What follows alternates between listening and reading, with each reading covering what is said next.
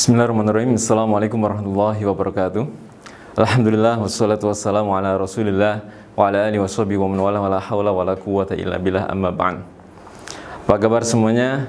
Insyaallah pada hari ini kita akan membahas tentang akhlak ya.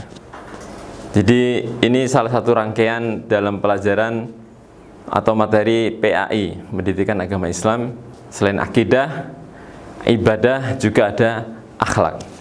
Nah, tentang akhlak kita akan membahas pertama, apa itu definisi akhlak. Jadi mafhumul akhlak.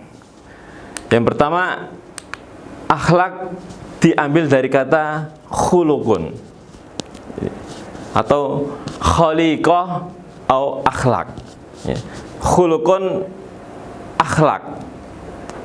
Ini artinya adalah budi pekerti atau tabiat, watak. Nah, sebagaimana yang dijelaskan oleh para ulama ahli lugha, ya. Kalau kita lihat misal Lisanul Arab, salah satu kamus bahasa yang memang ini adalah menjadi rujukan yang sangat populer karena ini adalah kamus induk dalam bahasa Arab. Ini dikatakan oleh Ibnu Mandur, akhlak adalah cerminan isi hati manusia yang dapat terbentuk dalam perbuatan baik ataupun buruk. Ini. Jadi cerminan isi hati. Juga disampaikan oleh Mustafa Zizat dalam Al-Mu'jam Al-Wasit, tapi ini juga sepertinya merujuk kepada Imam Al-Ghazali dalam Ihya Ulumuddin. Maka kita langsung bahas bagaimana definisi akhlak yang dijelaskan oleh Imam Al-Ghazali dalam Ihya Ulumuddin. Jadi seperti yang disampaikan oleh Mustafa Zizat ini ya. Jadi Imam Ghazali ya, ini mendefinisikan tentang akhlak adalah al-khuluqu ibarah an hayatin fin nafsi. Jadi akhlak adalah ibarat ungkapan tentang hay'ah, sikap, perilaku fin nafsi di dalam jiwa, rasikhah, yang sangat mendalam ini ya. Tasduru al-af'alu bisuhulah wa yusrin. Jadi ungkapan isi hati, tabiat, perilaku di dalam jiwa ya. Tasduru al-af'alu bisuhula, yang dapat memunculkan, melahirkan sebuah perbuatan dengan sangat gampang dan sangat mudah, min ghairi haja ila fikrin warawiyah, tanpa perlu proses berpikir. Jadi sikap watak. Jadi manusia itu dikatakan dermawan ketika misal ada orang yang meminta dia, terus tanpa pikir dia, oh ya ini saya kasih. Ini namanya akhlak ya, karakter, tabiat ya. Jadi tidak ada lagi pikir-pikir dulu, nggak ada. Jadi ini akhlak ya. Tapi ketika suatu sifat itu harus mikir dulu, maka ini hanya sifat, jadi belum terbentuk sebagai akhlak. Jadi misal juga ada tetangga kita yang butuh bantuan ya, misal dia sakit, butuh diantar ke rumah sakit, maka kita tanpa proses pikir langsung kita keluarin kendaraan, ayo saya bantu. Nah ini namanya akhlak, karakter ya.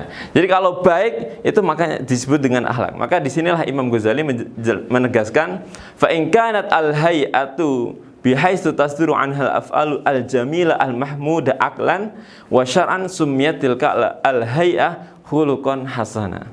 Maka jika yang terlahir itu perbuatan baik, maka disebut dengan akhlak yang baik, khuluqan hasanan. Sebaliknya, wa in kanat as-sadir anha al-af'alu al-qabihah summiyat al-hay'ah allati hiyal masdar khuluqan sayyi'an. Tetapi ketika perbuatan itu yang terlahir adalah perbuatan yang buruk, maka ini disebutkan khuluq sayyi', jadi akhlak yang tercela. Maka misal ada orang sedang jatuh, kemudian keluar dari kata-katanya tercela, mencaci maki, menyalah-nyalahkan batu, ya, ini maka ini adalah akhlak yang tercela. Jadi ini watak. Nah, maka inilah pentingnya kenapa kok kita harus belajar tentang akhlak. Nanti kita akan jelaskan pada slide yang berikutnya. Kemudian perintah akhlak adalah perintah Allah dan Rasulnya. Allah Subhanahu wa ta'ala memberikan contoh, berfirman di dalam surat Al-Ahzab, laqad kana lakum fi rasulillahi uswah hasanah.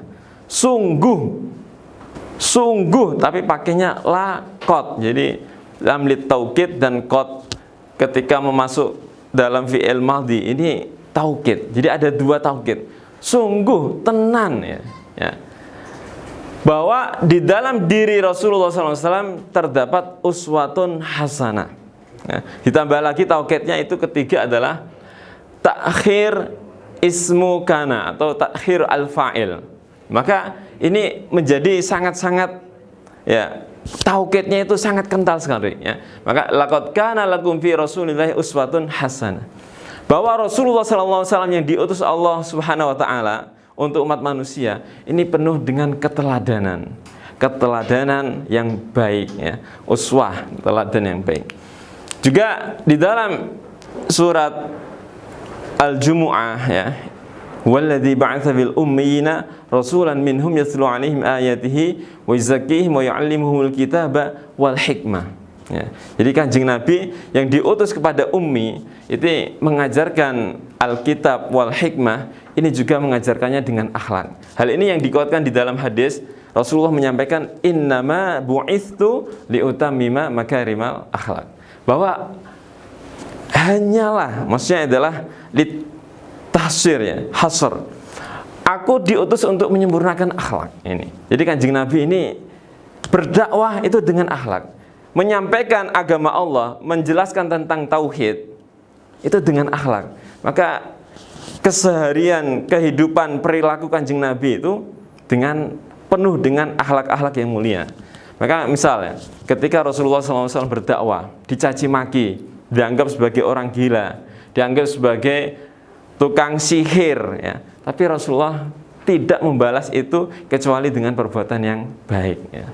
Bahkan kadang ada seorang wanita Yahudi yang senantiasa menjelek-jelekan Rasulullah, tapi justru Rasulullah senantiasa memberinya makanan dengan lembut, memberinya, ya, doa biar dia dapat hidayah. Ini juga yang dilakukan Rasulullah kepada Umar bin Khattab. Umar bin Khattab itu dulunya begal itu. Tetapi Rasulullah SAW ingin mengajarkan hidayah lewat doa. Tidak membalas dengan kekerasan tetapi dengan akhlak. Ya Allah, berikanlah hidayah kepada salah satu dua Umar. Tetapi kemudian Allah Subhanahu wa ta'ala memberikan hidayahnya kepada Umar bin Khattab. Jadi ini adalah akhlak. Nah, salah satu contoh akhlak yang menarik yang disebutkan oleh Sayyidah Khadijah, ini istri Rasulullah yang senantiasa menemani, memberi motivasi kepada Rasulullah. Jadi ketika Rasulullah SAW sedang gundah, itu Khadijah memberikan motivasi, menenangkan dirinya. Apa kata Sayyidah Khadijah? Kalla wallahi ma yuhzikallahu abadan. Allah enggak bakal membuatmu sedih, ya. Tidak akan menyusahkanmu, ya. Innaka latasilur rahim. Jadi Kanjeng Nabi itu suka melakukan silaturahim, ya, dengan keluarganya. Ini termasuk dengan akhlak. Wa tahmilul kal, ya. Suka menolong orang lain, membantu orang lain. Wa taksibul ma'dum wa tukri ad-dhaif, memuliakan tamu. Orang Arab memang sudah terkenal dalam memuliakan tamu. Tapi kalau Kanjeng Nabi memuliakan tamu lebih-lebih lagi, ya. Sangat-sangat memuliakan, ya. Wa tu'inu ala nawaibil haq, ya. Jadi ini salah satu contoh yang dicontohkan bagaimana Rasulullah SAW dalam berperilaku atau berakhlak.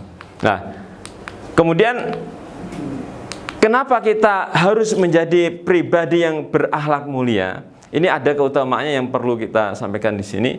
Pertama, ya, bahwa orang yang berakhlak ini menunjukkan kesempurnaan iman.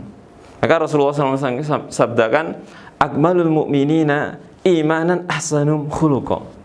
Jadi orang mukmin yang paling sempurna imannya itu adalah yang sempurna akhlaknya. Ya. Nih.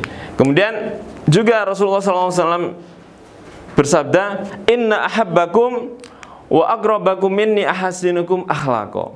Jadi keutamaan yang kedua, orang yang berakhlak mulia ini akan mendapatkan derajat yang tinggi, istimewa, nanti dekat dengan Rasulullah SAW di hari kiamat. Jadi akhlak. Ya. Kemudian yang ketiga, Rasulullah SAW ditanya, ma aksar ma yudkhilu al jannah. Perbuatan apa yang banyak memasukkan seseorang ke dalam surga? Maka kata Rasulullah, at-taqwa wa husnul khuluq. Takwa, takut kepada Allah, dan yang kedua adalah husnul al-khuluq. Jadi akhlak yang baik. Ini keutamaan akhlak yang ini. Dan yang keempat, wa innamal umamu al-akhlaqu ma baqiyat fa inhum dhahabat akhlaquhum dhahabat. Ini bukan hadis ya, tapi ini adalah sebuah syair yang ditulis oleh Amirul Mukminin, Amirul Syu'ara, Hafidz Ibrahim. Jadi ini sangat terkenal sekali ya.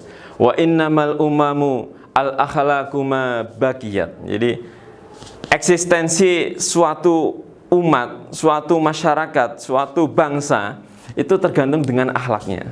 Fa inhum dhahabat akhlaquhum dhahaba. Jadi harusnya ini fa in dhahabat akhlaquhum dhahabu. Jadi jika akhlaknya hilang, jika akhlak suatu masyarakat itu hilang, maka hilanglah bangsa tersebut, musnahlah bangsa tersebut. Jadi inilah pentingnya kenapa kita harus belajar akhlak ya. Belajar, setidaknya kita menanam akhlak yang baik kepada diri kita, dan belajar macam-macam akhlak yang buruk, sehingga kita mengenali akhlak-akhlak yang buruk itu agar kita tidak menanam di dalam diri kita. Jadi mungkin ini yang kita kaji pada hari ini. Semoga nanti teman-teman bisa